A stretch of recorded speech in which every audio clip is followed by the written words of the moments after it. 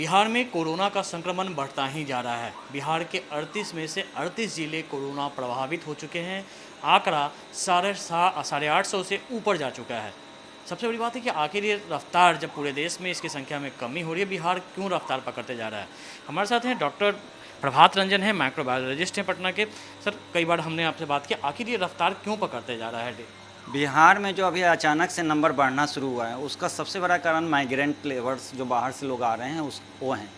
और उसमें जो सबसे बड़ी खतरनाक स्थिति है, जो सबसे खतरनाक तरह के केस हैं, जिसके बारे में अभी लोगों को जानकारियाँ नहीं आई है, उसको सुपर स्प्रेडर बोलते हैं। बायोलॉजिकल सुपर स्प्रेडर वो होता है जो कि केस की तरह खतरनाक होता है। केस मतलब जो सीरियस पेशेंट्स होते हैं, जैसे कि आपके जो पहले दूसरे पेशेंट थे जिनकी डेथ हुई और उनसे बहुत लोग पॉजिटिव हुए, तो ये बायोलॉजिकल सुपर स्प्रेडर का वायरस लोड उतना ही ज़्यादा होता है, लेकिन इसकी बॉडी की इम्यूनिटी वायरस के साथ आपस में सिम्बायोसिस का एक टाइप होता है, कॉम्युनलिज्म, उसकी तरह से आपस में दोस्ती डेवलप कर लेता है कि वायरस उस इंसान को कोई तकलीफ़ नहीं पहुंचाएगा और उस इंसान का इम्यूनिटी वायरस के रिप्लिकेशन बढ़ने में, नंबर बढ़ने में कोई दिक्कत नहीं पहुंचाएगा। तो ये नंबर बढ़ते बढ़ते सीरियस पेशेंट की तरह उसके शरीर में, मुंह में, नाक में, ओरोफेरिंग्स में उतने नंबर्स पहुंच जाते हैं। अब ये है कि ये जहाँ से भी गुजरेगा, डायरेक्ट इनडायरेक्ट कांटेक्ट जो भी होंगे, वो सारे के सारे में इन्फेक्शन ये देता जाएगा। तो ये अभी बॉम्बे में जो सिचुएशन है, तमिलनाडु में जो सिचुएशन है, खास के अहमदाबाद में सिचुएशन है, वहाँ पे ऐसे सुपर स्प्रेडर, क्योंकि वो एकदम हेल्दी आदमी होता है, उसका रोल वहाँ पे वो प्ले कर रहा है। और ये सारे जो अभी आ रहे हैं माइग्रेंट लेबर, उसमें से कोई भी सुपर स्प्रेडर हो सकता है यदि वो स्क्रीनिंग में या इसमें पकड़ में नहीं आया, क्योंकि वो हेल्दी होता है, एकदम से देखने में नॉर्मल होगा। तो वो सुपर स्प्रेडर यदि आपकी सोसाइटी में घुस गया तो बिहार के लिए एक बहुत बड़ा त्रासदी का सीन होगा। लेकिन अभी जो माइग्रेंट आ रहे हैं, जो वहाँ से आ रहे हैं, तो अभी स्क्रीनिंग की क्या व्यवस्था है, कैसे अभी जांच की जा रही है। अभी जिनका सिम्टम्स होता है स्क्रीनिंग के टाइम में, उनका आरटीपीसीआर या पे टेस्टिंग कर रहे हैं या ट्रू नेट पे।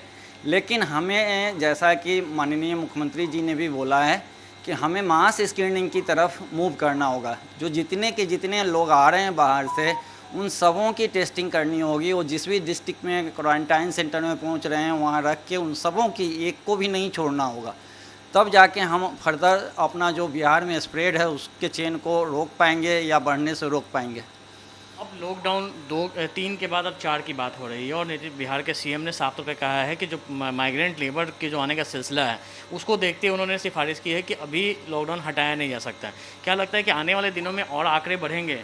नहीं, लॉकडाउन माननीय मुख्यमंत्री जी का एकदम सही डिसीजन है कि नहीं बढ़ाया जाए, और इसको 31 मई तक तो अभी रखा ही जाए, फिर ज़रूरत हो तो फिर बढ़ाया जाए।